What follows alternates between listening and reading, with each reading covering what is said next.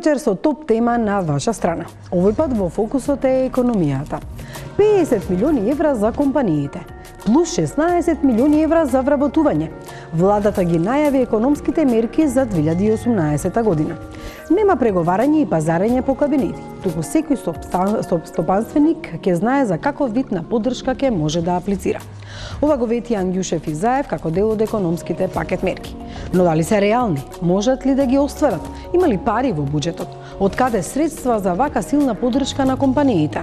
Нова прашање вечерва во топ тема на ваша страна треба да одговори вице-премиерот Кочо Ангјушев, а дебатираат и поранешниот министер за финансии Кирил Миновски, економскиот аналитичар Фатмир Битики. Гледајте не. Почнуваме веднаш по рекламите.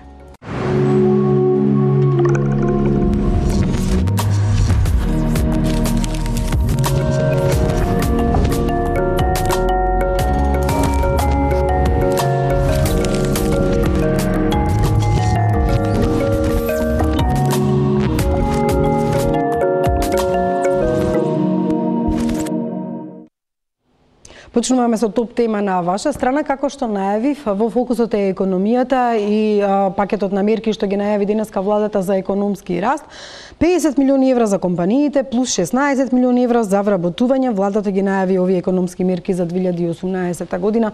Планот е доста амбициозен. Вечерва со нас во студиото е вице-премиерот Кочо Ангјушев. Добро вечер. Добро вечер, ви благодарам за поканата и поздрав до вашите ценети гледачи. Да, драго ми е што прифативте и вие, господине Кирил Миновски, поранешен министер за финансии. Сега со што се занимавате? Сега во моментот се занимавам со консултантство. Така.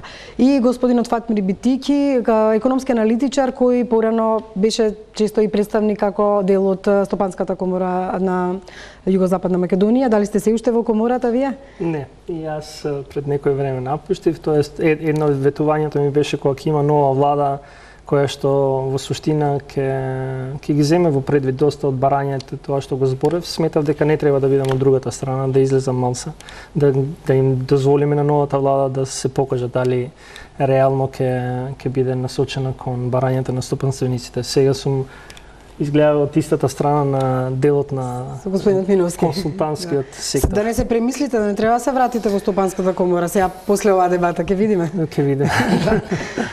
Господин Ангјушев, оваа најава, и јас ги ставив најголемите цифри во најавата, е доста амбициозна, реков. Дали е реална? Тоа ми е едно од најбитните прашања. Дали овие документи, каде што се проектирани предлог буџет за 2018 година, 3,1 милиарди динари за економски развој, зголемување од 46%, проектиран раст на БДП 3,2%, плюс 1 милиарда динари за активни мерки за вработување, дали се реални?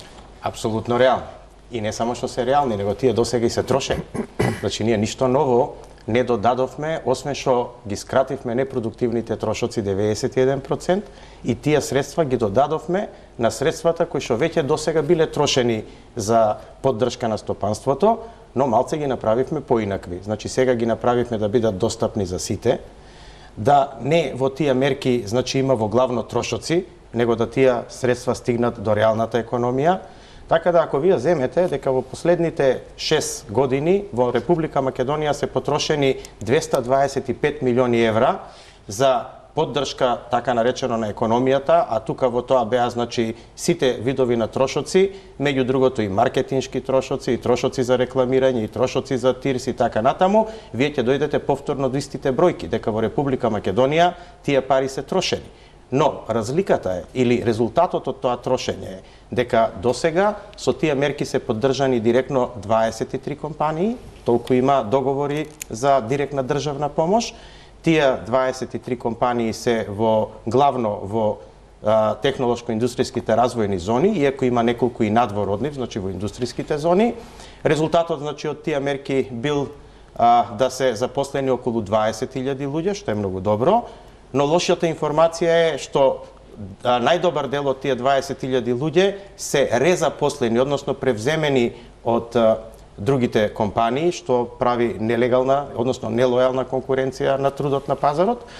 И она што е добро е што тие компании придонесуваат за растење на бруто домашниот производ во Република Македонија, но лошо е што тие многу малце соработуваат со македонската економија и кога јас направив анализа со мојот кабинет и со економските ресори колку тие соработувале со македонската економија, односно колку тие купуваат производи од македонските компании како ресурси во нивното производство, за жал информацијата е поразителна, тоа е помалку од 1%. Да не кажеме, да се на почетокот верувам дека господинот Миновски можеби имате забелешка на овие бројки. Дали мислите дека се реални кога ќе се разгледа вака сето ова? Јас не гледам дали има планиран буџет за конкретните мерки или ова се пари што ќе се влечат од буџетот. Дали се согласувате и дали сметате дека се реални овие претпоставки на господинот Ангјушев и тој на свој виден начин даде една критика до времето кога пак вие сте биле. Значи, вие ми дозволивте да ја кажам само критиката, а не ми дозволивте да ја довршам реченицата во делот на тоа што се мерки. Да имаме можност за дебата. Значи, сега, што сакаме да направиме? Она што сакам уште да го кажам е дека во главно тие договори биле поединечни договори, преговарани со секоја компанија поединечно и при тоа сите компании немаа пристап до сето тоа. Тоа беше, да речеме, негативната особина или негативната страна, иако јас не сакам да кажам дека све било негативно, но ги кажувам, значи, аргументите и мислам дека кога зборуваме за економија, треба да зборуваме со аргументи. Сега, што е оваа програма? Оваа програма е програма која што има критериуми, значи нема разговарање, нема договарање, нема преговарање, има критериуми. Во тие критериуми, секој што ги задоволува критериумите, унапред, многу предвидливо, може да знае како ќе биде поддржан.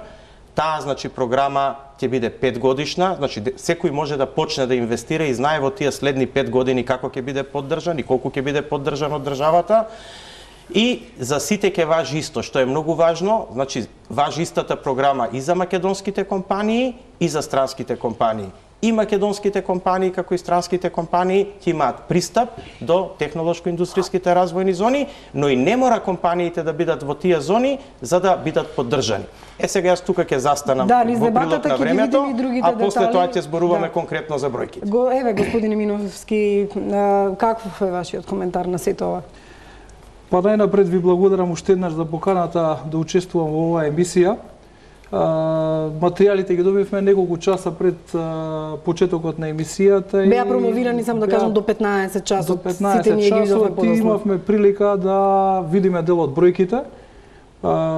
Бројките кои што се врзани во врска со кои што се поврзани со проекцијата на БДП за наредната година во всушност се идентични со оние со предлог буџетот за 2018 година.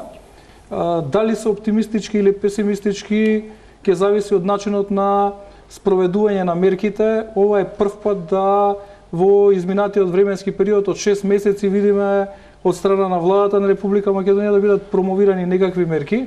Иако очекувавме дека од некаде веќе постапувањето на должност, дека веќе во јули, август, некаде септември месец ќе истапат со определен сет на мерки во насока на потикнување на економската активност. Како резултат на задоснетата промоција на економските политики од страна на владата на Република Македонија, ние сме сведоци дека податоците, економските податоци во 2017 година се прилично поразителни. Оваа година ја завршуваме со раст на БДП кој што ќе се движи некаде помеѓу 0 и помеѓу 1%, имаме пад на инвестициите, пад во сферата на градежништвото, еден од главните двигатели и понатаму останува извозот кој што се должи воглавно на компаниите кои што работат во индустријските зони.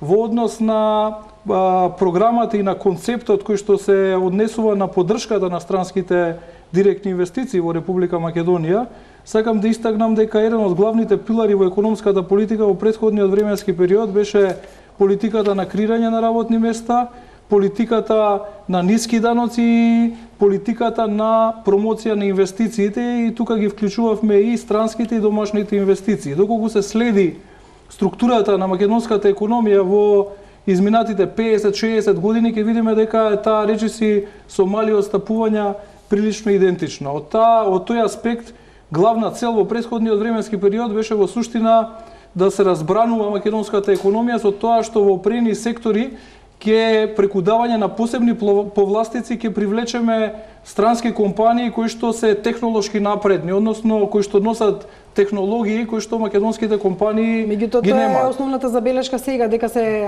инвестирало, односно давало подршка на такви компании странски на сметка на домашните компании и оваа влада сака изедначување на можностите, зашто забележува дека не се случувало со претходната влада за домашните и за странските. Како резултат на тие активности гледаме дека имаме вредни бројки на креирање на работни места, меѓутоа неопходно е да се направи соодветна анализа и да се анализираат и ефектите кои што тие странски инвестиции ги имаат и врз квалитетот на работната сила која што имаме денеска. Во однос на дел од мерките, веќе да навлеземе во мерките кои што беа презентирани денеска, спомената е една мерка со која што се дава подршка на компаниите кои што на домашните компании кои што ќе влезат во вредносниот ланец на компаниите кои што се наоѓаат во технолошко-индустријските развојни зони во Република Македонија. Тоа е мерка која што беше иницирана некаде во декември 2016 година и истата е дел од еден проект кој што се имплементира со помош на AFC делот од Светска банка, чија што основна цел беше да се поттикне учеството на домашните компании во тој вредносен ланец на странските компании кои што функционираат тука со цел да се зголеми така наречената додадена вредност која што останува во Република Македонија. Што би се рекло е превзеле мерката од вашиот план? Таа е мерка која што е претходно промовирана, меѓутоа добро е што ја гледаме повторно во овој сет на мерки кои што ги промовира владата на Република Македонија и ние немаме и никогаш не сме имале ништо против да се зголеми учеството на македонските компании во тој ланец на добавувачи. Така, господин Мировски, ќе продолжиме исто така со дебата, меѓутоа што би значило ова за фирмите? Дали сметате дека овие пари што се предвидени да се трошат и да имаат можност во наредните 5 години да аплицираат фирмите, дали мислите дека реално ќе стасат до тие фирми каде што се потребни или повторно богатите ќе ги добијат и оние што и веќе имаат пари и можности да прават проекти? Да, веројатно, пред да одговорам директно на вашето прашање, само еден осврт, затоа што економските мерки беа најавени доста одамно, па имаше широка расправа. Јас и тогаш при самата објава на драфт мерките, економските мерки, реков дека во суштина и сега мене ми е полесно да зборам затоа што не бранам ниту една страна, ни на владата, ни на опозицијата. Мерките не можат да бидат мерки кои што нема да потикнат тоа што го потикнувала претходната влада и сегашната влада. Тоа е креирање на нови работни места, привлекување на инвестиции, дали се тоа домашни, дали се странски инвестиции, зголемување на продуктивноста и во суштина правење на Македонија поконкурентна земја во регионот најпрвина и подалеку. И ништо повише од тоа ниту една влада која и да дојде не може да направи. Тоа што можеби се разликува е во пристапот и структурата на одредените трошоци како ќе се трошат. И гледаме една, да кажеме, позитивна тенденција на сегашната влада за поголем осврт кон домашните компании, не само кон странските компании. И сметам дека и вице-премиерот Анџушев рече дека даде една бројка 23 компании странски отприлика абсорбирале околу 250 милиони евра, што е значително голема сума. Имаат ли капацитет домашните компании да успеат да ги добијат овие средства? Не сакам да ме прекинувам, но не абсорбирале компаниите 225 милиона евра, него 225 милиона евра се потрошени, од кои над 70 милиона евра за маркетинг, пропаганда и така натаму. Секако, кога ќе направиме една анализа дали ги потрошила владата, дали ги добиле компаниите, дали отишле на трето место, се едно е за граѓанинот 250 милиони од нивните буџети отишла некаде на место да отидат. И сега предпоставам дека тенденцијата е дека ако има 250 милиони, дека ќе идат на многу повише места. За мене секако предизвикувачки во сите во економските мерки е дали нас доволно ни е и докрај разјаснето која ни е долгорочната стратегија од аспект на економски развој на Македонија. Тоа треба веројатно Анѓушев да каже да не е, затоа што е тоа едно од прашањата. Мене секако не 5 годишна и 10 годишна стратегија. Мене не ми е јасно, а особено не ми е јасно затоа што во економските мерки не можам да препознавам дека затоа што тие се направени за сите помалце, па да видиме или успешните ќе добиваат повише, помалку успешните, помалку или најмалку успешните нема да добиваат ништо, што ми е малку контрадикторно со ставовите на владата, затоа што владата вели дека во суштина ќе се грижи за сиромашните. Например, вице-премиерот Анđушев е председавач на Комитетот за равномерен регионален развој. По таа логика би требало во неразвиените региони воопшто ништо да не правиме, затоа што тоа не е битно, ќе им даеме на тие кои што побрзо ќе можат да ни го да стигнат до средствата до некој ниво. Така да принципиелно зборуваме дали докрај имаме јасни ставови и на крај тоа што секако не можам да го видам и можеби е личен став, не се согласувам, дали Македонија треба да прави мерки one fit all, како вика, за сите, истите мерки за сите, па да видиме некој ќе скокне, па ќе добие нешто, или треба да направи скроени мерки по конкурентноста на секторите на регионално ниво. Затоа што ние како Македонија и како економија за брзо време ќе не фатат доста дилеми, а тоа е како ние ќе се снајдеме на регионалниот пазар кој што се промовира на Западен Балкан, како ќе се најдеме на глобалната слика на европскиот пазар, и сметам дека со мерки во кои што на сите помалку им се помага, дека ние нема да имаме што да понудиме многу. Да, ефекти. Анđушев, пред да одговорите на прашањата за да им биде појасно и на останатите гости во однос на мерките, ќе замолам да го видиме прилогот на Нина Фиденовска, таа денеска присуствуваше на промоцијата на мерките, бидејќи немавме сите време нели да ги прочитаме убаво, па еве да видиме што се содржат и да одговорите на конкретните прашања од Битики. 3 месеци го тукмеше и тестираше, ги слушна и забелешките на домашните и странските експерти, дебатираше и со бизнисмените. Денеска владата пред јавноста излезе со финалната верзија на планот за економски раст за идната година. 50 милиони евра директна буџетска поддршка за домашните и странските компании, плюс 16 милиони за активни мерки за вработување. Треба да ги поттикнат инвестициите, да ја заживеат и стабилизираат економијата и фирмите да ги направат конкурентни и успешни. За да може мерките да се применат, владата до крајот на февруари ќе излезе со соодветен закон со кој на системски начин ќе се уреди поддршката. Фирмите веќе по поднесувањето на завршните сметки од март и април веќе ќе можат да аплицираат за добивање на средствата. Пари во буџетот има, тие се за 46% поголеми од оваа година, вели премиерот Заев. Секој бизнисмен ќе има чиста слика на колку државни средства ќе може да се надева. Условите и критериумите за поддршка се транспарентни. Со тоа целосно се отстранети можностите за дискриминаторство, тајно или нефер одлучување. Секој инвеститор со исполнување на основните и други соодветни критериуми самостојно ќе избира пакет на мерки кој што најмногу одговара за неговата инвестиција, со цел најефикасно да ги искористи поволностите и поддршките што му следуваат. Домашните и странските инвеститори во зоните и надвор од нив ќе бидат изедначени. Вице-премиерот Кочо Анđушев тврди, тоа не значи дека странците ќе добиваат помалку субвенции, напротив, пресметавме дека ќе имаат повеќе отколку досега, но нема да им се дозволи да не ги плаќаат социјалните придонеси. Планот за раст се темели на 3 столба. Првиот се мерки кои ќе значат поддршка на целата економија, вториот е за стимулација на конкурентноста и освојување на нови пазари, третиот е за поддршка на така наречените газели, микро, мали и средни фирми. За нив ќе важат сите мерки од првите 2 столба, но ќе има и плюс поддршка. 2 клучни услови ќе мора да исполнат фирмите за да конкурираат за државните пари.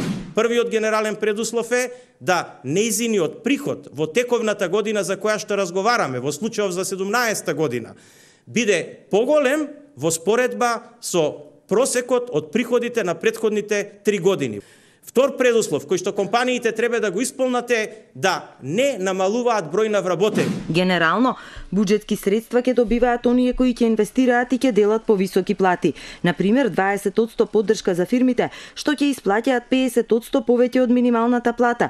10% поврат на инвестицијата ќе имаат оние што ќе инвестираат во машини, опрема, објекти и земјиште, плюс 10% ако освојуваат нови пазари и уште 10% ако извезуваат во Западен Балкан.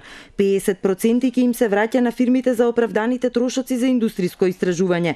За странците, ако 15% од набавките ги направат од македонски фирми, ќе им се врати 1% од вредноста. Мерки има и за инвестиции од диаспората. Почитувани граѓани, потенцијални инвеститори, преземете чекор, охрабрете се, реализирајте ја вашата идеја и бизнис план.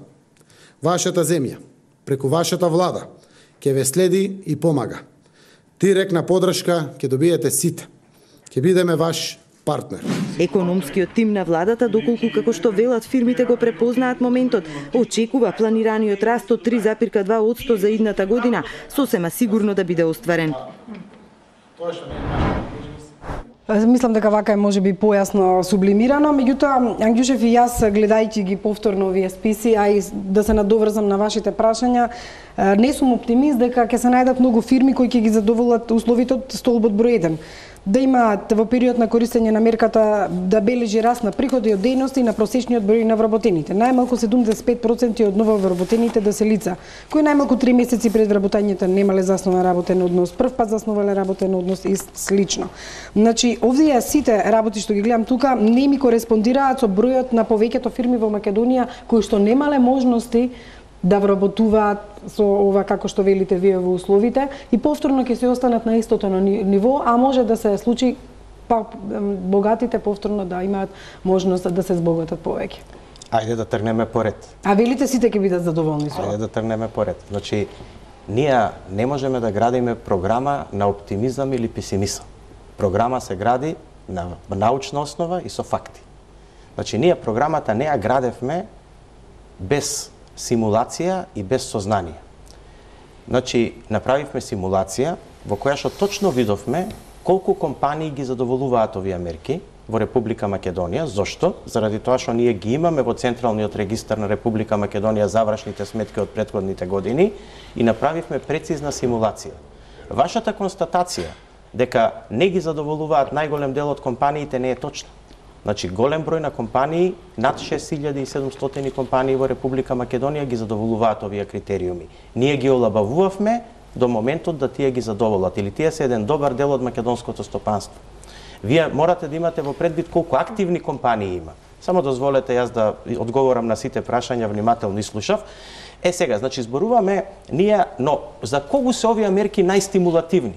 Знаете, секогаш кога зборуваме, ние треба да ставиме споредба што до сега сме имале. До сега сме имале помош за 23 компании. Толку. Сега не биле доволни 6700. Па 23 према 6700 е огромна разлика. Дозволете. Ама да завршиме сега. Да, ќе завршиме полека, све ќе биде јасно. За кого се најподдржувачки? Најподдржувачки се за стартап бизнисите и за гринфилд инвестициите. До сега само гринфилд се финансира. Значи, зошто за гринфилд инвестициите? Заради тоа што секој што инвестира ќе направи приход, значи он со што се споредува? Со нула од претходните години. Значи направил раст. Тој колку вработени имал претходните години? Нула, значи направил раст. Значи со оваа програма, она што сакам сите да го видат, дека се финансираат сите гринфилд и сите браунфилд инвестиции. Сите, без исклучок. И сите добри компании во Република Македонија, кои што само за 1 денар треба да имаат поголем приход од просекот од претходните 3 години, не само од последната година. Па видете, Македонија се измори од финансирање на стечајни и пропаднати фирми. Дали вие знаете колку пари оваа држава и овој сиромашен народ и овие даначни обврзници во Република Македонија имаат потрошено на санирање на Охис, на Газела, на Стаклара, на Топилница Велес. И што се случи со сето тоа? Парите неповратно се потрошија, проектите никогаш не заживеа. Видете, ние сите треба да се научиме дека оние кои што покажале дека со свој капацитет и капитал знаат да работат, тие можат да повлечат развој и тие ќе повлечат и сите останати да работат околу нив и со нив. Така работи современата економија и тоа ние не можеме да избегаме. Сега да се вратам на прашањата. Прво, само да имаше по-куси за да им дадеме можности за други прашања. Ќе се обидам, широка е темата и многу прашања се поставија, да. Значи ве молам. И многу прашања се поставија, дозволете ми сега да ја објаснам, така не? Разбирам и вас дека сакате и пиар да направите и да ги спромовирате сите овие работи, меѓутоа ве молам и конкретно да ни одговорите. Значи јас не правам пиар, јас дојдов да ја објаснам програмата. Значи, што се однесува, значи имаше констатација дека не биле навремени мерките, Прво да знаеме од што тргнавме. Ние тргнавме од ситуација во која што никој не ги знаеше договорите, тие беа класифицирани. Нас ни требаа 2 месеца да ги прочитаме договорите за да знаеме што се правело до сега. Па дали вие како новинари ги знаевте договорите претходно што се прави? Никој држава не ги знаеше. Нити знаеше колку пари се потрошени, нити на која фирма колку е дадена. Еве да не биде пиар и критика, јас во тоа нема да навлегувам, само ќе ви кажам дека за креирање на работно место било на некоја фирма дава на 1000 евра по креирано работно место, на некоја 11.000 евра по креирано работно место. А сите тие давале плата по 10 до 12.000 денара. Дали е тоа коректно? Но еве сега зборуваме за временоста. Ние дојдовме на 1 јуни на власт. 2 месеца ни требаше да студираме ситуацијата, да ја анализираме, бидејќи претходно никој не ја знаеше, беше тајна, беше класифицирана информација. Првите мерки ги извадивме крај на јули, почеток на август. Побргу од тоа, мислам дека и не беше возможно. После тоа отворивме дискусија и дебата во која што учествуваа сите.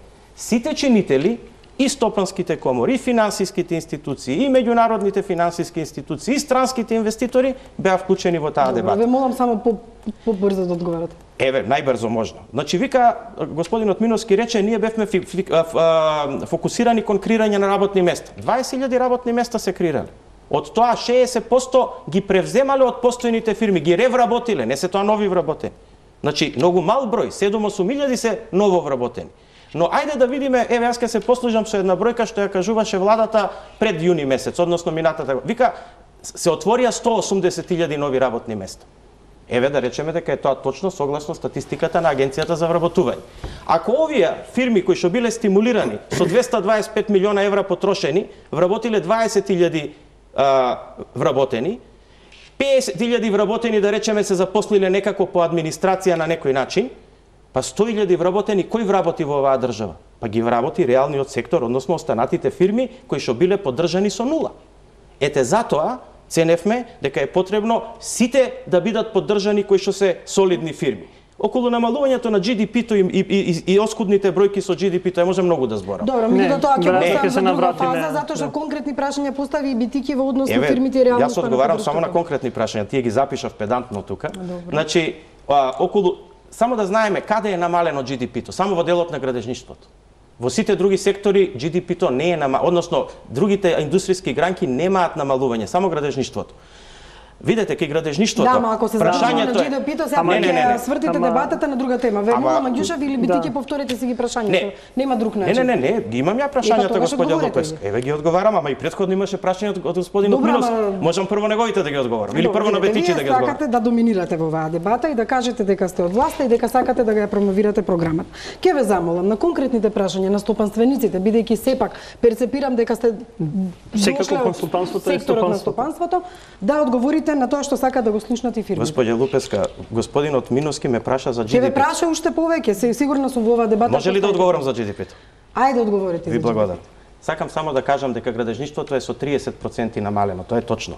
Но дали ние треба да правиме градежништво во кое што ќе се задолжуваме и ќе правиме непродуктивни. Дали со оваа програма ќе го зајакнете градежништвото како сектор? Не со таа програма, има друга програма за градежништво. Ќе ви кажам која. Програма друг пат. А ве молам на прашањето на Битичи. Бетичи прашаше и околу технолошките, ама тоа покасно ќе го објасниме, добро.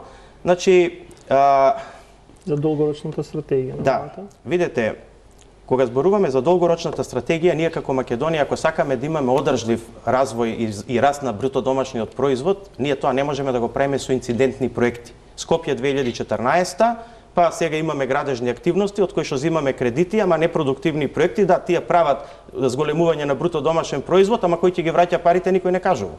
Значи, такви проекти не. И тоа сакав да го кажам, но еве, искористив прилика па го кажав, а која е стратегијата? Вие стратегија долгорочно можете да градите само ако имате индустрија која што ќе биде извозно ориентирана. Потрошувачката у Македонија е ограничена, ние сме 2 милиона луѓе. Ако сакаме да оствариме позголемени во следните години проценти на пораст на бруто домашниот производ, тие да бидат 5, 6, 7%. Нас такви проценти ни требат ако сакате да ги стигнеме во догледно време поразвиените земји, не најразвиените, малце поразвиените. Значи, тогаш ние мораме да го зголемиме процентот на извозот во креирањето на GDP-то. Моментално извозот учествува во GDP-то со 50 до 54%. Мораме да го качиме на 60-70%. Силно дека не го качите, не можете да го горочите план да направите не можеме, 5 на 10 не, години. па тоа е планот. Управо да би го зборувам планот. Оваа програма тоа се коси со тоа што вашиот министер за финансии вели дека растот на бруто домашниот производ во следните години ќе се заснива на што? На што? Знаете вие? Не, на што ќе се заснива? Молам? На consumption. Па consumption е на домашниот пазар. Извините, ама вие велите дека на тоа ќе се заснива единственото, ќе се заснива на тоа и дека 3,2% раст следната година и проекциите за 2019 и 2020 дека е на преработувачкиот сектор и на consumption на потрошувачка, а сега од друга страна ние во мерките, ние во долгорочната стратегија не гледаме како тој сектор ќе се развие и како ќе се намали. Апсолутно не е контрадикторно, но завршете. Добро, сега ние да ви кажуваме на тоа дека не кореспондира со тоа што многу кореспондира, само ќе објаснам да завршите само. Јас кажав дека во почетокот ја излегов од едно место затоа што доста беше критики на непринципиелни политики. Сметав дека принципиелните политики треба тука да дојдат. И јас се согласувам. Значи принципиелно е кога ќе кажете дека претходната влада потрошила 250 милиона на 23 компании, потрошила толку пари и дека не креирала 20.000 работни места, туку креирале 6. Кажете ми со моите пари од 50 милиона годишно на 5 години 250 милиони, колку работни места ќе се креират во Македонија, колку ќе се зголемат инвестициите во компаниите, затоа што правите слика и да кажеме во проценти. 6700 звучи интересно, но тоа е само 15% од активните компании во Македонија. Дали сега ќе правиме како влада која што сака да има раст на сите, живот за сите, тоа е вашиот слоган, ќе правиме политики за само 15% на популацијата и нема да правиме политики за 90% од популацијата. И дали вашите политики ги опфаќаат помалку загрозените, тоест маргинализираните групи.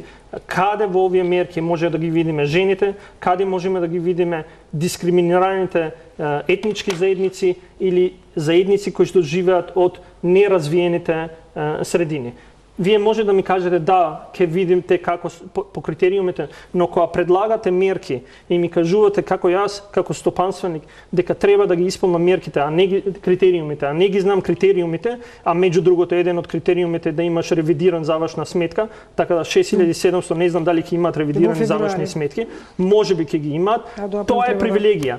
97,8% од микро и малите предпријатија, верувајте, нема да најдете 10% кои што имаат ревидирани завршни сметки затоа што е дополнителен трошок. И не можете да додадете вие една мерка, еден критериум кој што онака доаја денеска, исполнете ако сакате на 30, скоро 30 декември. Факт е дека во февруари ќе бидат, а до април може да аплицираат. Уште 2 дена има да.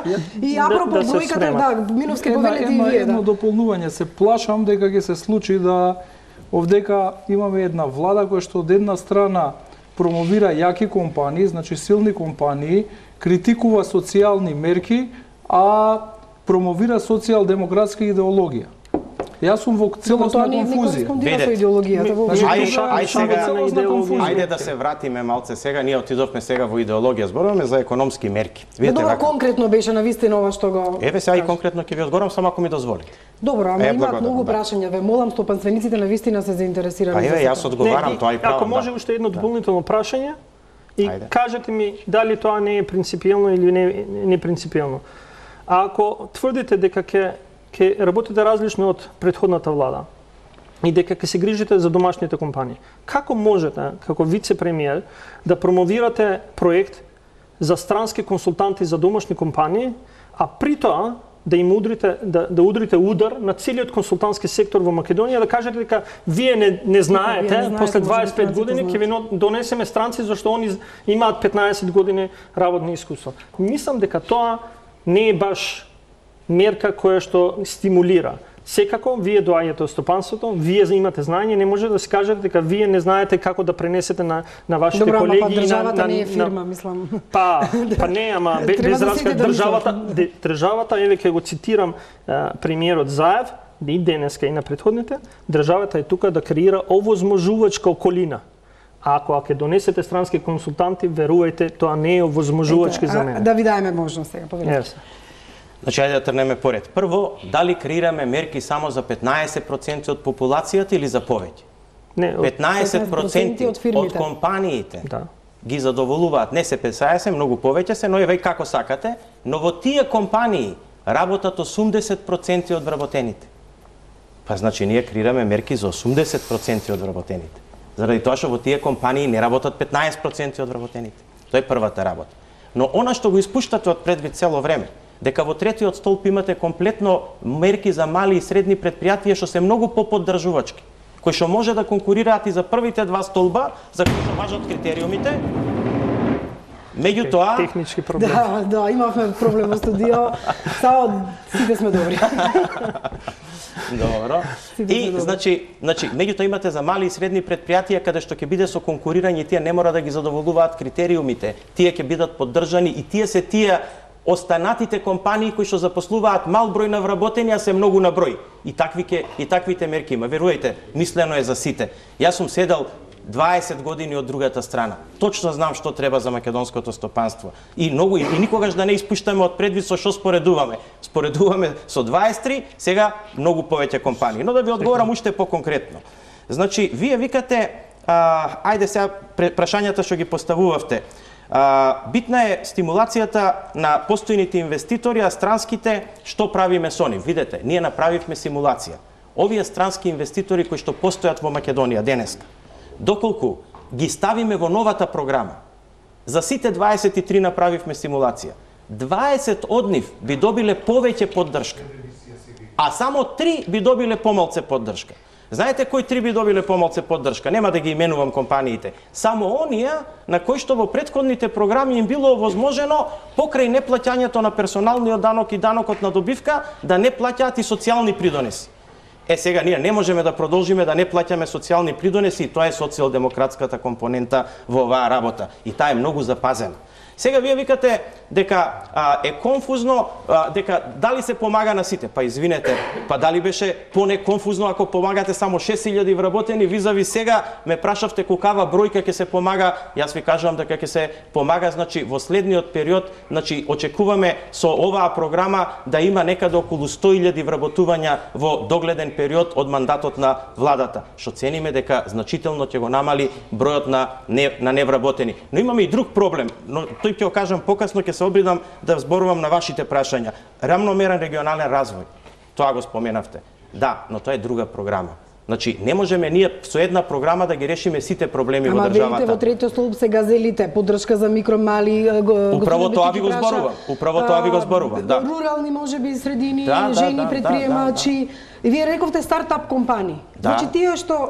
А кој спречува да бидат и жени предприемачи, да бидат и рурални средини? Никој тоа не спречува. Напротив, но видете, имате друга програма. Или ајде вака да речеме... Оваа не ги опфаќа нив. Сега се обидувам да ви кажам. Значи, 4 различни столба имате во државата кои што се креирани за развој и поддршка. Ова е за индустријска политика. Значи, ова е политика на поддршка на индустријата. Вие имате понатаму политика за рамномерен регионален развој. Како што кажавте, јас преседавам со тој совет, го формиравме вчера и таму ние сме детерминирани. Знаете, вие с какви бројки имате? 2,52% од бруто домашниот производ бил потрошен во развој на развојни проекти за подобрување на животот на граѓаните. Ама знаете во тоа што имате? 90% од тие пари се потрошени во Скопје и 10% во сите останати општини. Тоа е лошо. Тоа е проблемот во Македонија. Сега ние правиме еден програм со кој што ќе детерминираме подеднакво да се распределат тие пари. Па и цел проект Скопје 2014 е во тие 2,52%. Добро, ама во оваа проекција што ја правите истражувања и во тие 15% од фирмите како што ги сублимиравте вие или 6700 се фирми од регионите? Или се разбира дека се и фирми од регионите. Можам по региони точно да ви кажам статистика дека не се тие сите во Скопје тама работа. Значи такви фирми има од сите региони во Република Македонија. И за крај прашањето, пред паузата за реклами ве молам, што станува со странските консултанти на спортивна машина? Еве тоа ми е последното тука запишано. Значи видете, тоа е проект кој што е многу мал и кој што е 90% грант од швајцарската амбасада и холандската амбасада. Дали цените дека грантов треба да го одбиеме? Ако треба да го одбиеме, да го одбиеме. Значи, ние зборуваме за грант и зборуваме за детерминирани проекти во кои што тие странски консултанти, јас сум ги насочил исклучиво во таа насока, да им отворат пазар на македонските фирми. Значи, не се тие консултантски проекти во кои што ја зимаат вашата работа консултантска, која што ја високо ја ценам, него тоа се пред се консултанти кои што ќе им помогнат на овие компании да најдат своји партнери на странските пазари за да можат да извезат. Видете, господине Бетичи, јас сум водел компании што имаат извоз во 21 држава. Знаете ли колку е ѓаволски тешко вие од Македонија да продадете некаде нешто во светот? Јас сум продавал производи за 150 милиона евра годишно. Сум имал 130 лета годишно за да ги продавам тие производи. Да, вие фирми кои што... Да, но сакам да ви кажам, на македонските фирми им треба помош да излезат од Македонија и да се извозно ориентирани. Се согласувам дека грантовите не треба да се одбијат, но замислете кога тој збор ќе излезе од вице-премиер на влада. Владата не е невладина организација. Владата има долгорочни и јасни политики. Секој изустен збор има место. Тежок е зборот да кажете ги промовираме мерка на странски консултанти да им помогнат на домашните компании. Тоа е битно. Тоа е тоа што ќе остане. Значи, јас максимално и апсолутно верувам во домашните компании. Мислам дека ќе бидам објективен во овој дел. Знам за кои програми станува збор, тоа се грантови кои што помагаат преку CBA, и тоа е дел од холандска амбасада, кои што навистина помагаат во делот на промоција на извозот на македонските компании. Меѓутоа треба да се обрне внимание на една активност која што претходно беше започната, исто така со донаторска помош во рамките на Агенцијата за странски инвестиции и промоција за извозот и во Министерството за економија беше изработена со помош на странски консултанти стратегија за извозот која што фаќаше 4 клучни сектори на кои што треба да базира развојот на македонската економија. Таа стратегија мислам дека е истечена, а тука не гледам нешто во делот на тоа како би се користеле податоците од таа стратегија и стратешките правци кои што се направени, меѓутоа исто така како би се користел капацитетот на Агенцијата за странски инвестиции и промоција за извозот, во која што беше доста вложено и во делот на извозната промоција и беа организирани повеќе активности конкретно во делот на промоцијата на извозот на македонски производи и услуги. Од друга страна велите дека проекцијата за долгоречен економски развој се базира на зголемување на извозот на Македонија и вие не би можеле да правите таква стратегија ако не се зголеми извозот, апропо ова што вели Миновски, од друга страна ги занемерувате овие работи што ги... Како ги занемеруваме? Вие не сте прочитале стратегија. Овие програмат, вториот столб, вие целиот насочен за поддршка на конкурентноста на странски пазари. Тоа е со друг збор извоз. Само викаме поддршка на конкурентноста, за да не дојдеме во колизија со некои други програми. Значи, тој цел втор столб ви предвидува што? Знаете што предвидува? Ако вие правите инвестиција и таа инвестиција е направена оваа година, следната година државата ви враќа 10% од инвестицијата. Ако сте извозно ориентирани, ви враќа 20%. Ако се работувате со регионот на Западен Балкан, ви враќа 30%. Значи, чекајте, само да завршам. И сега вие викате, прашувате дали е таа стимулативна и во делот нели на другите програми. Вие имате цел сет на меки мерки. Значи што се тврди мерки? Тврди мерки се кај што добивате пари врз база на инвестиција. Значи сте инвестирале еве пари назад. Сте вработиле еве пари назад, али транспарентно. Што се меки мерки? Меки мерки се каде што вие ги зголемувате капацитетот и знаењата во компаниите. И тука имате еден цел сет на такви мерки кај што го тука е просторот за консултантите. Значи јас ги охрабрувам. Знаете колку многу работа ќе има за домашните консултанти за ова? Да, не излезе дека само за консултантите збориме. Пауза за реклами и продолжуваме понатаму со останатите прашања. Повторно останувам на тезата која би сакале да ја разговараме, дали парите ќе отидат кај оние што имаат пари, па ние новинарите ќе се вратиме на периодот кога зборувавме дека СДСМ има само добри врски со олигарсите, со оние кои што имаат мокни предпријатии, а не со оние што се на работ можеби на екзистенција. Господјо Лупевска, со сигурност не. Добро, ќе видиме пауза за реклами. Продолжуваме со дебатата за предвидениот економски раст на владата за 2018 година. Господин Миновски цело време ве гаѓа со бројката само 23 компании, Ангјушев само 23 компании, само 23. Бидејќи преведе дека сега се 15% или 6700, прашање дали толку ќе бидат после таа завршна сметка и слично. Вистина ли само толку компании и дали сметате дека овие мерки што се предвидени од владата се нешто што е всушност и вашата влада го правела, а сега го промовира СДС? Најнапред сметам дека таа бројка е од 23 компании е многу поголема. Значи, кога се игра со бројки, кога се искажуваат квантитативни податоци, треба да се навлези во квалитативната суштина на бројките.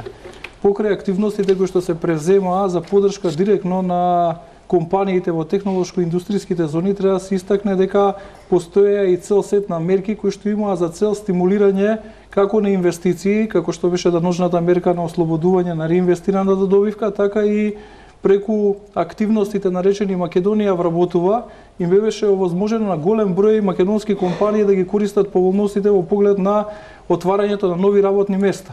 Доколку ги споредиме бројките, значи квантитативните показатели се многу прецизни, во 2005 година имаме стапка на невработеност од некаде 38%. Во вториот квартал во 2017 година стапката на невработеност беше некаде 22,6%. Тоа покажува дека како резултат на економските политики кои што се спроведувани во претходниот временски период се креирани работни места. Веќе споменав во делот на странските инвестиции кои беа причините зашто главниот фокус, главниот акцент на претходната влада беше насочен кон привлекување на странски директни инвестиции. Тоа странски директни инвестиции во специфични сектори во кои што воопшто не постоја во Република Македонија. Таков пример е автомобилската индустрија. Денеска имаме компании кои што се така наречени first tier and second tier supplieri на компаниите кои што произведуваат автомобили, кои што претходно ги немавме. Тоа е резултат на тие мерки кои што ние ги спроведовме, на тие средства кои што се потрошени за привлекување на странски директни инвестиции. Треба да знаат гледачите дека процесот на привлекување на една странска инвестиција е навистина тежок. Неопходни се околу 3 години за да се донесе одлука на некоја компанија за да инвестира во Република Македонија. Треба да истакнеме дека тој пиар е неопходен заради тоа што Македонија не се конкурира само со регионот, туку се конкурира со целиот свет. Кога говориме за транспарентни критериуми, претходно постоеле критериуми врз основа на кои што се давала таа државна помош. Во зависност од значењето на таа компанија, која што го има за домашната економија, се креирал посебен сет на мерки, чија што основна цел било да се привлече таа компанија, заради тоа што во опкружувањето имаме една Србија, каде што нивниот председател, сегашен претходен премиер, кажа на било која компанија која што ќе отиде во Македонија, ќе биде понудена уште едно евро или $1 повеќе од она што ние го даваме како државна помош. Меѓутоа најмногу критиките за вашата влада беа дека не поттикнувате развој на македонските фирми, дека со намалувањето на даноците за странските инвеститори одат на штета на македонските фирми. Има ли поголема мерка за промовирање? Значи, сите овие програми, сетот на мерките кои што сега го предлага оваа влада, во слична или видоизмената содржина ги гледаме овдека, меѓутоа постоеле и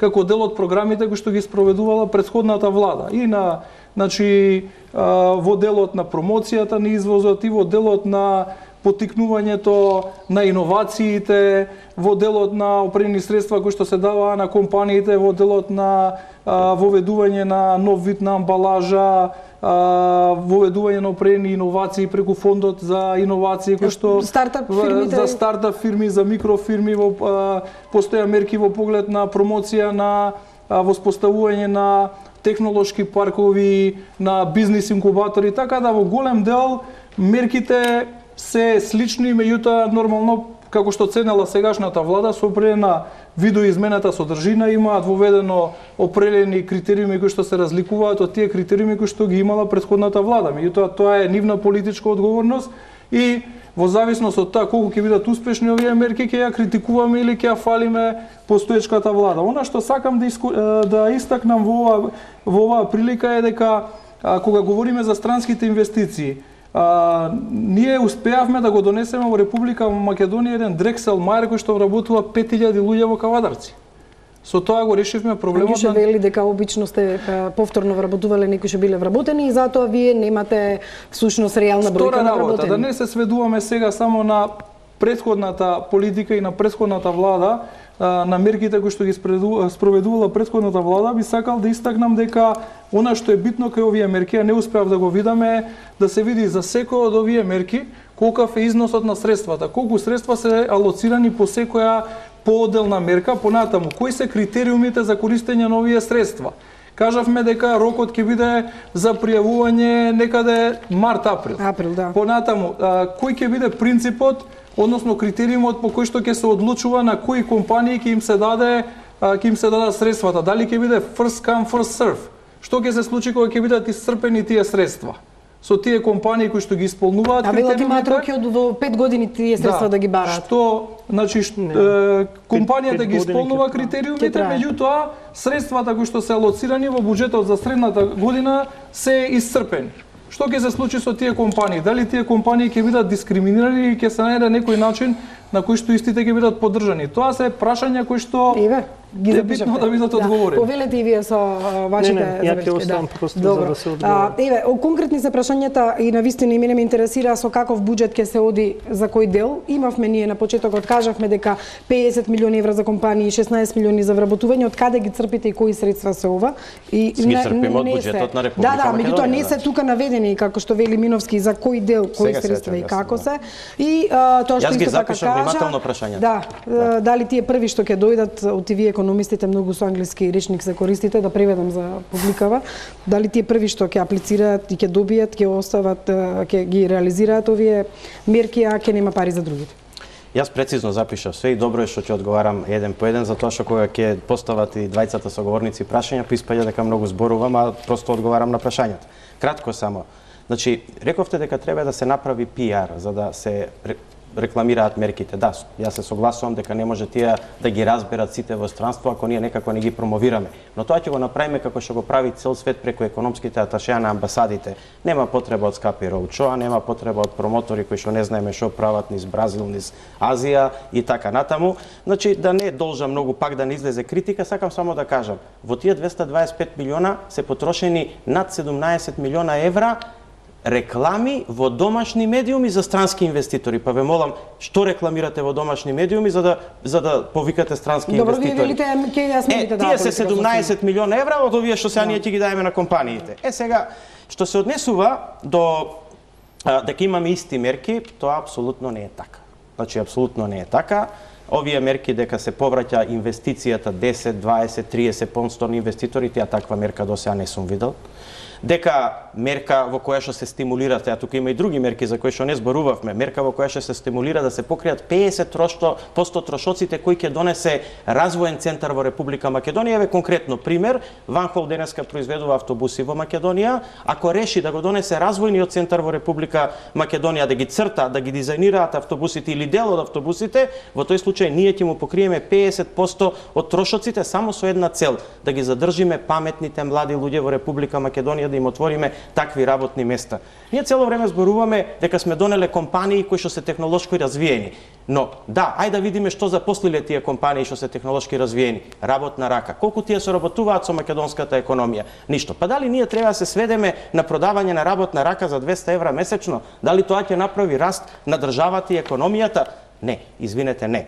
Сакам само да се навратам да одговорам на прашањето. Вие рековте дека малце дисонанција има, дека министерот за финансии рекол дека потрошувачката ќе биде генератор на развојот на бруто домашниот производ, а јас викам дека за стратешки долгорочно мора да биде извозот. Да, вие можете врз база на потрошувачката да направите пораст од 3-4% на бруто домашниот производ, ама ние за да го стигнеме светот, нас ни требат 6-7% пораст на бруто домашниот производ. Тоа без извозот не можете да го направите, бидејќи вие немате толку голема потрошувачка и немате простор, 2 милиона луѓе сме, како ќе ја зголемиме толку многу потрошувачката? Сега, еве тоа зборувам. Доаѓам до тоа прашање, одам поред. Значи, што се однесува до буџетот за мерките, ние направивме симулација врз база на постојните резултати, направивме симулација и точно го знаеме буџетот за секоја од мерките. Тие денеска не беше презентиран, пошто онака пресконференцијата траеше предолго и сега ако ги кажеме сите бројки, тоа апсолутно има мерка за секоја, има буџет за секоја мерка. Како тие ќе добиваат? Првиот и вториот столб ќе добијат сите кои што ќе ги исполнат условите. Значи сите компании кои што ќе ги исполнат условите без резерва, ако тие буџетирани средства не се доволни, ќе најдеме дополнителни. Само нека расте економија. Јас сум среќен да тие средства бидат недоволни. Зошто ако тие средства не бидат недоволни, ако бидат недоволни, значи има у Македонија компании што ќе растат, значи има развој. Дај Боже да биде така, ќе детерминираме, ќе ребуџетираме средства, ќе најдеме странски извори. Имаме сега Македонија отворена сега земја према светот. Светот сака да помогне на Македонија, ќе најдем изборна средства. Во третиот столб само, значи нема тука first come first serve, бидејќи ќе добијат сите. Значи не е битно кога тој дошол.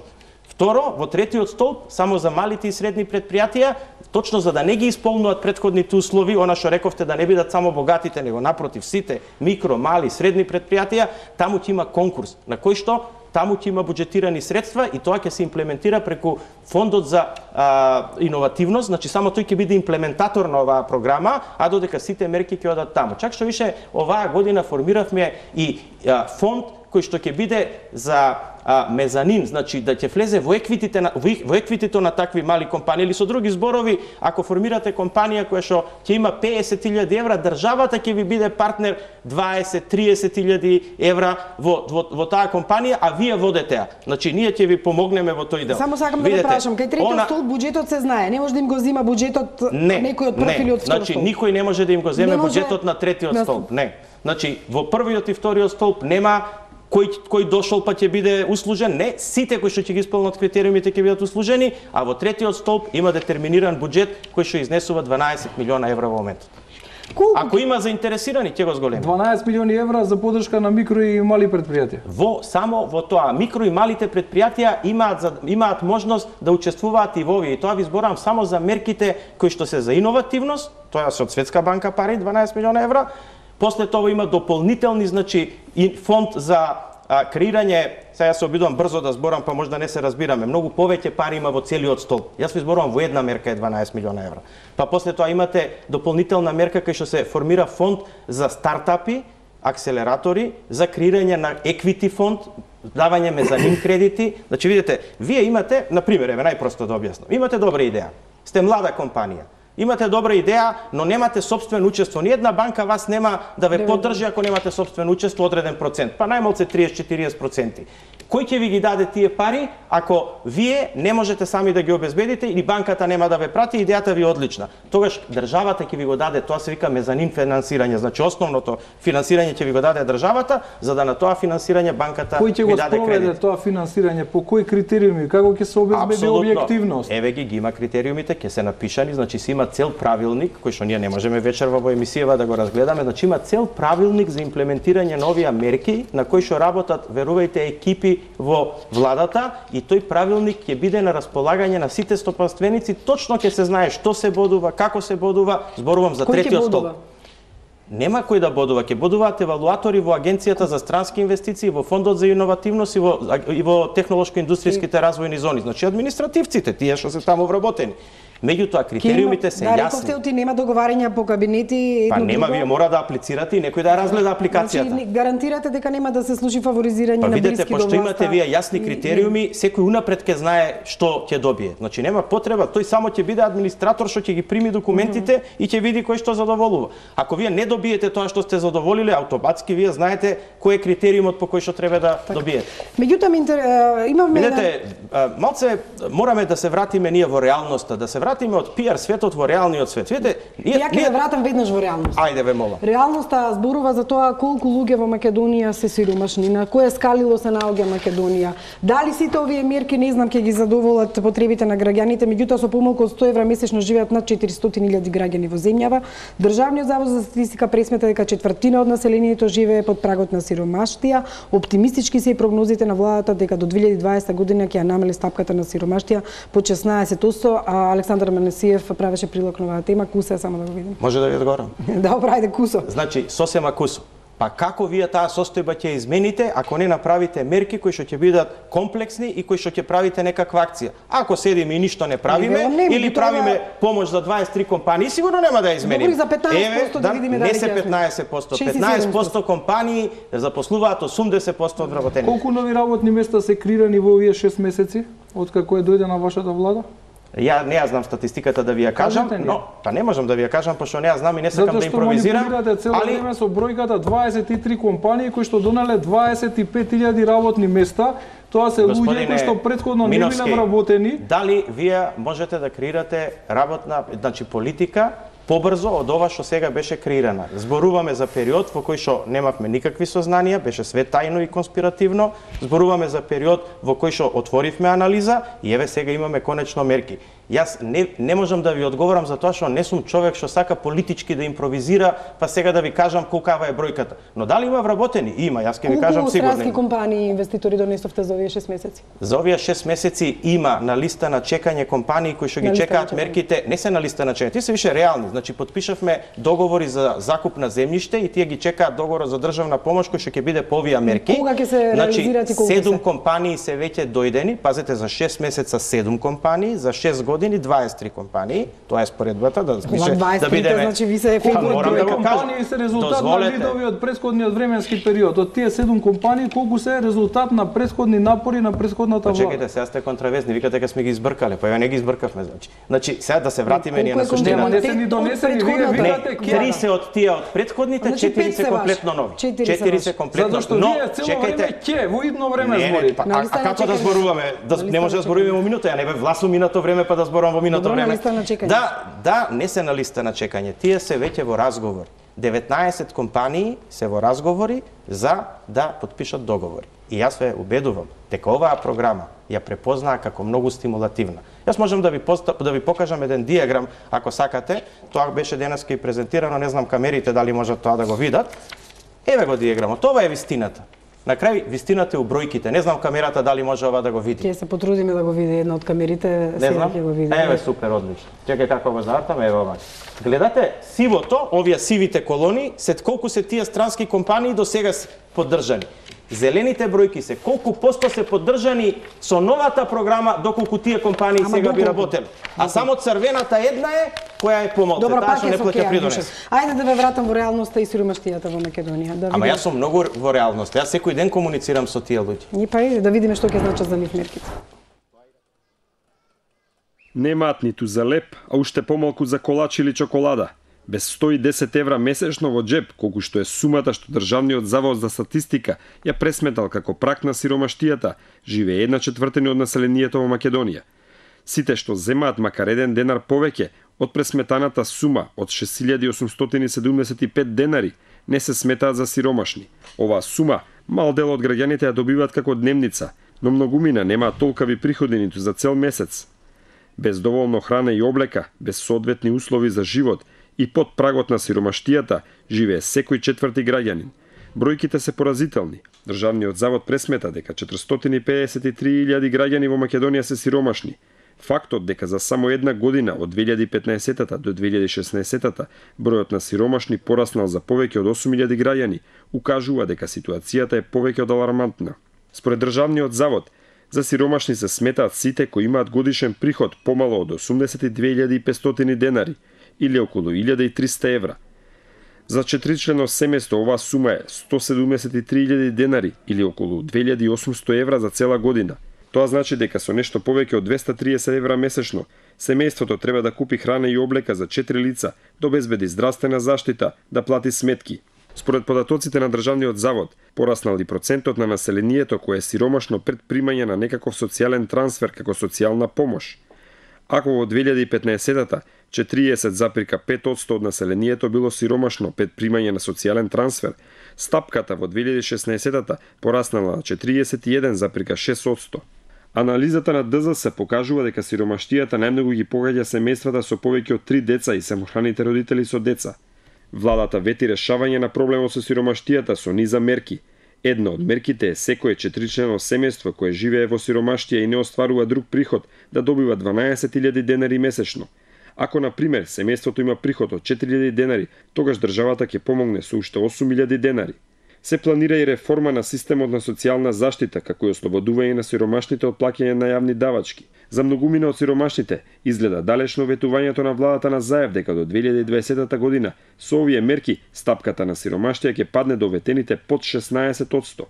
До тогаш тие ќе мора да ја практикуваат уметноста на преживувањето, нешто во што жителите на Македонија станаа вистински мајстори. И за крај прашањето, бидејќи сме на почетокот што се вели во сознавањето на оваа програма, дали ова е реално и може ли во 2018 да се оствари, господине Бетики? Секако ќе дискутираме и понатаму за овие прашања. Не го ставам по знак прашалник дали ќе се реализира, затоа што го имам видено и дека е испланирани во буџетот. Средствата се таму, особено што вице-премиерот веќе кажа дека и различни извори на странски донатори ќе подпомогнат економската програма. Мене тоа што ми останува како знак прашалник е целата cost-benefit анализа и што во суштина и каков ќе биде ефектот врз сите засегнати страни, сите чинители, а тоа се и микро, и мали, и средни предпријатија, па нека бидат и тие мал број на големи предпријатија во Македонија и што навистина на крај овие мерки ќе донесат. Тоа секако не можеме да предпоставиме дека е вака или онака и можеби фирмите ова да го направат и да аплицираат, тоа е многу битно. Оти програмата не вреди ако нема апликанти. Па јас метам дека јас сум таму оптимист дека абсорбциониот капацитет на компаниите е многу поголем, дека ако ја имат можноста и треба да ги видиме секако постапките за аплицирање, ако тие се едноставно отворени и лесно прифатливи, тоест со лесен начин на пристап, сметам дека компании ќе имат доволно што ќе се пријават за да ги апсорбираат средствата. Но останува да видиме. Господине Миновски, во паузата рековте би биле среќни ако покаже резултат сето ова и ако имаме индустријски раст или економски раст, меѓутоа со оглед на многуте критики што ги упати на адресата на претходната влада Ангјушев, сметате ли дека ова е некој отскок и голема разлика од тоа што вие го правите досега и дека е реално? Значи во основна цел на секоја влада, а сметам дека тоа треба да биде цел и на оваа влада, е да се поттикне креирањето на работните места, да се унапредува животниот стандард, да се поттикнуваат инвестициите, да се промовира извозот како единствено одржливо решение за креирање на одржлив економски раст во Република Македонија.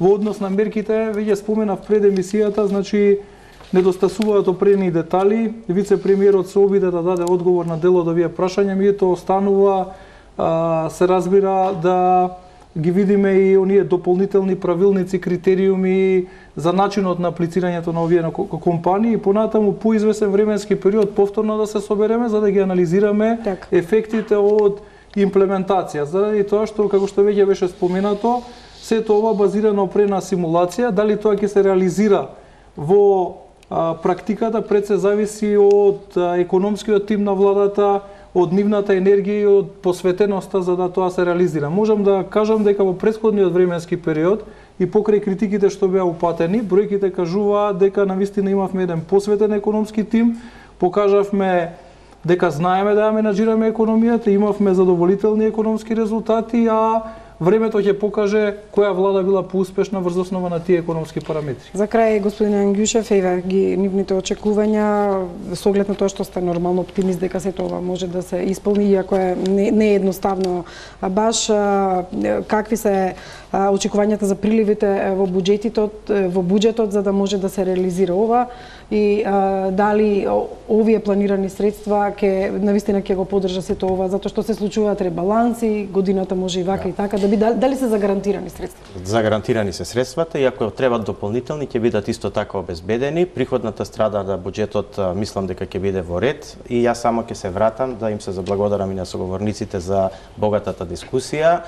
Да кажам дека не треба да има грижа дали овие мерки ќе бидат спроведени, ќе бидат апсолутно спроведени, дали тие се базирани само на список на желби или се врз база на долготрајна работа и симулација, сакам да кажам дека се направени врз база на прецизен математички модел, што мене принципи ми е како инженер добра страна. Значи, во тој дел, сакам да ви кажам дека ги земавме во предвид сите анализи кои што досега во државава биле правени и сакам да кажам дека стојам на располагање после извесен период да седнеме и да разговараме. Јас сум многу убеден дека ќе ги имам аргументите каде што ќе кажеме дека оваа програма дала резултат. Јас ќе искористам приликата само на сите граѓани на Република Македонија да им ги честитам празниците, да им посакам добри празници и да им посакам многу поуспешна 2018 година. Ви благодарам на сите за учеството и за оваа многу добра дебата. Останува од тоа дали ќе се видиме повторно од реализацијата на ветеното. Вам, почитувани гледачи, ви благодарам што бевте со топ тема на ваша страна.